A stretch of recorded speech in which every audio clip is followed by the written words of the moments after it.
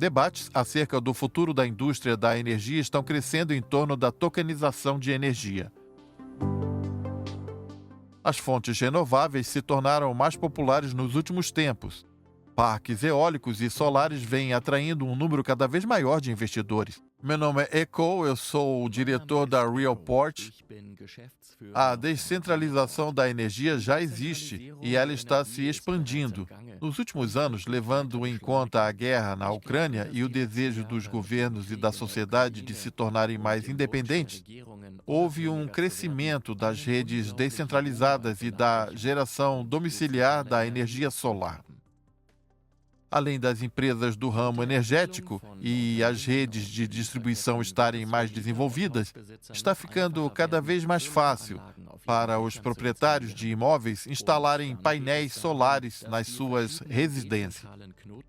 Depois disso, precisaremos estabelecer uma conexão entre essas diversas unidades descentralizadas, ligando os telhados entre si e a rede de uma maneira inteligente. Eu acredito que isso será um resultado fantástico.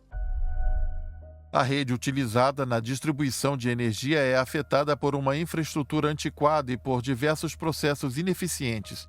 O emprego da blockchain pode aprimorar a eficiência do fornecimento de energia. Eficiência representa uma redução de custos.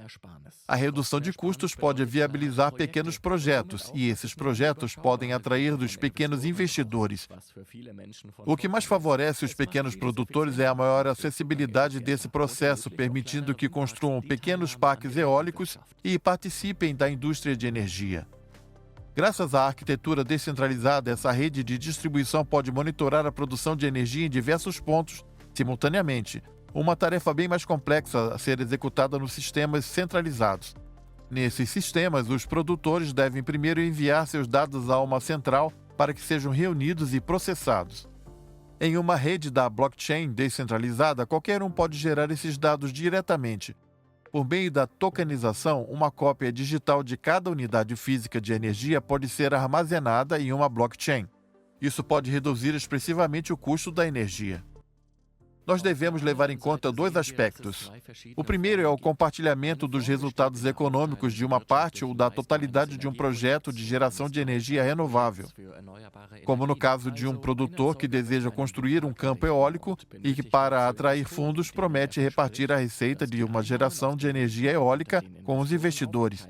Dessa forma, podemos tokenizar as receitas desse projeto e permitir que os vários investidores participem dessa empreitada. Depois disso, temos o aspecto mais complexo, que é como encontrar uma forma de certificar-se a energia renovável por meio das agências nacionais e transformá-la em um token fungível e negociável. A tecnologia da blockchain permite o rastreamento da energia da fonte produtora até o consumidor final, certificados de que podem ser emitidos como prova de compras. Esses fatores podem ser fundamentais, principalmente se considerarmos as normas restritivas que tratam da energia renovável. Atualmente é difícil saber se a energia é proveniente do vento, do sol ou de outra fonte. É necessário que uma terceira parte certifique a origem, para que então os certificados sejam negociados. Essa prática facilita o greenwashing. Há vários fatores legislativos e normativos nesse quesito. O primeiro é a taxonomia da União Europeia, que define o que é ecológico e o que não é, delineando os parâmetros para os investidores e os emitentes de produtos financeiros. O segundo é o regulamento da declaração própria chamado SFDR. Todos os emitentes de produtos financeiros precisam se autodeclarar altamente sustentáveis, conforme o artigo 9º, e não sustentáveis, conforme o artigo 7º. Isso servirá aos consumidores como um ótimo guia do que é sustentável e do que não é. Dessa forma, a brecha para que o greenwashing aconteça se torna muito menor. Os certificados tokenizados podem ser produzidos pelo gerador, garantindo uma prova incontestável da origem de energia gerada. Esses certificados são armazenados em segurança na blockchain, protegendo-o contra alterações. Os tokens de governança são um tipo de token emitido por empresas, principalmente do ramo da tecnologia, ou as empresas organizações autônomas descentralizadas. Esses tokens garantem certos direitos aos seus proprietários. Em termos técnicos, eles normalmente são tokens ERC20, seguindo o mesmo padrão que outros tokens utilizam. Porém, os direitos que eles concedem são diferentes dos tokens de valores mobiliários. O direito do voto, por exemplo, é frequentemente representado por tokens de governança, que são emitidos por empresas de propriedade dos seus compradores. Ao possuir tokens de governança, eu adquiro o direito de votar em certos assuntos. Se uma empresa quiser realizar alguma mudança, como a implementação de modificações técnicas, os portadores dos tokens irão decidir. Eu não somente terei o direito a uma parte do lucro futuro se eu portar esse token, como também poderei decidir quais rumos serão tomados, podendo participar de uma comunidade onde minha opinião pode ser decisiva a depender da quantidade de tokens que eu possuir. O maior desafio agora está em como os consumidores, sejam empresas ou consumidores finais, poderão comprar a energia de fontes renováveis certificadas. É esse ponto que a blockchain pode ser incrivelmente vantajosa. Espera-se que eventualmente seja possível emparelhar os certificados no momento da produção e do consumo sempre que for necessário.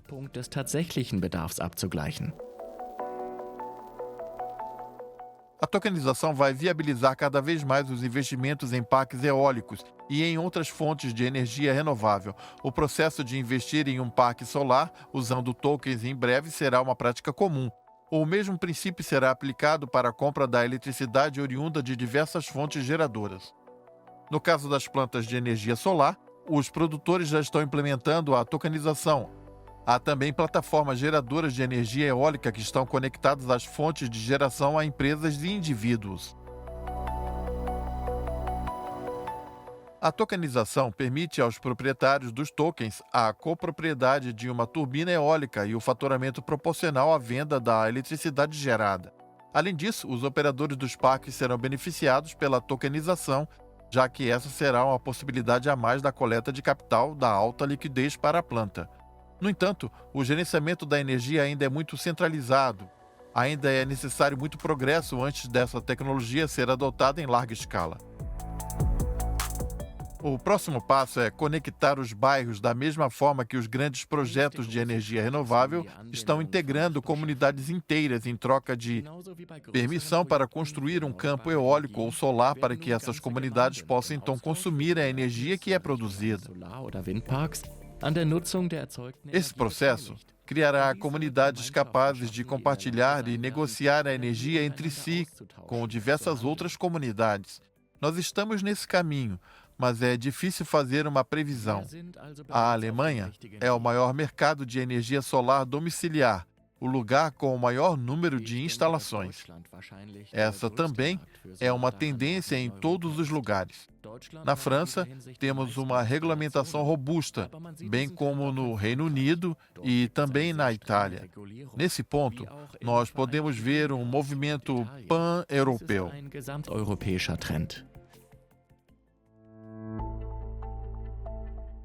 A demanda por produtos de fontes sustentáveis e éticas cresceu nos últimos anos, com a sociedade exigindo uma maior transparência nas cadeias de suprimentos.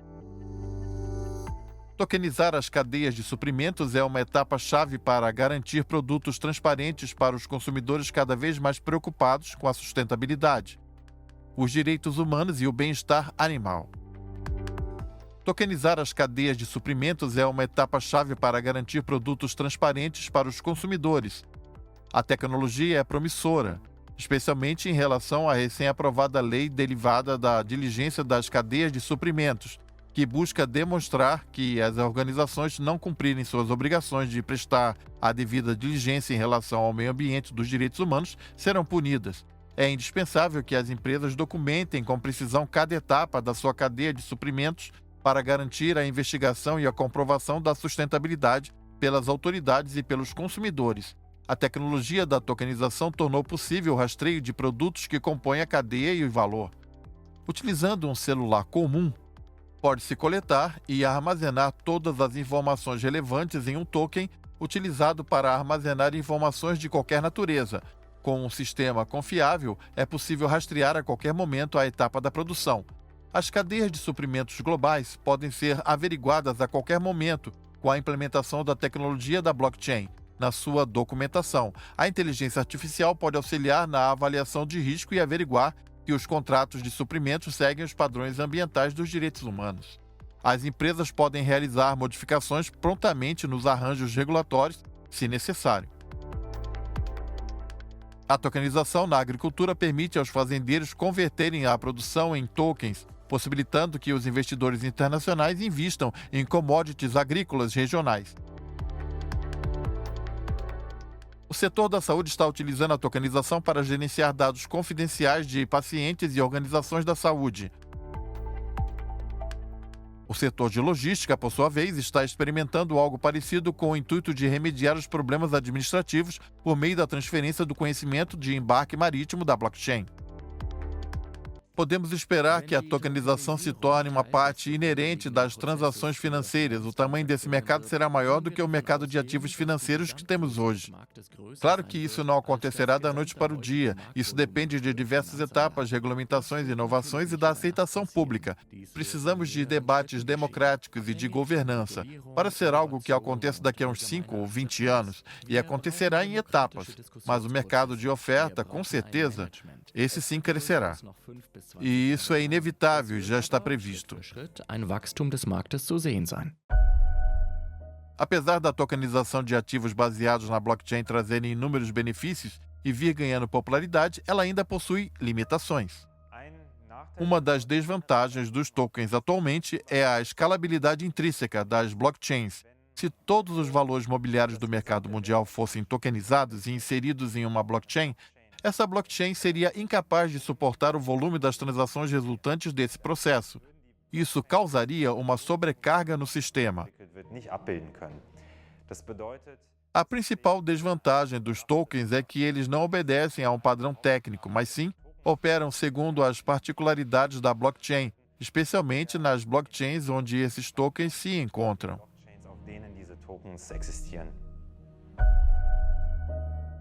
Há o risco de cybercriminosos acessarem e roubarem os ativos digitais. Apesar da tecnologia da blockchain ser considerada altamente segura, já ocorreram ataques bem-sucedidos a corretoras de criptomoedas e outros sistemas baseados em blockchain.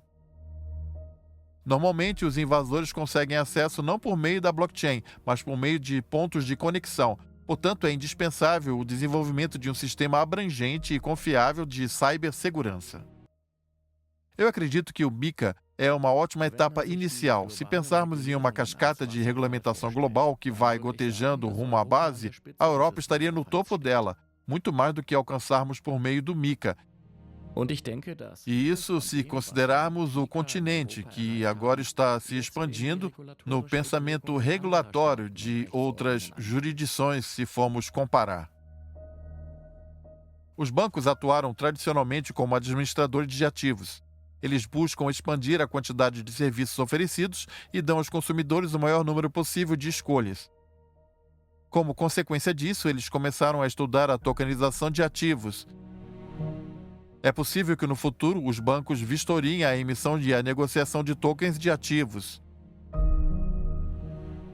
As fintechs se tornam um fator que mais cresce nos últimos tempos. Uma das áreas onde ocorrem as maiores inovações em tokens é a de pagamentos. Os tokens de valores mobiliários são um exemplo notório.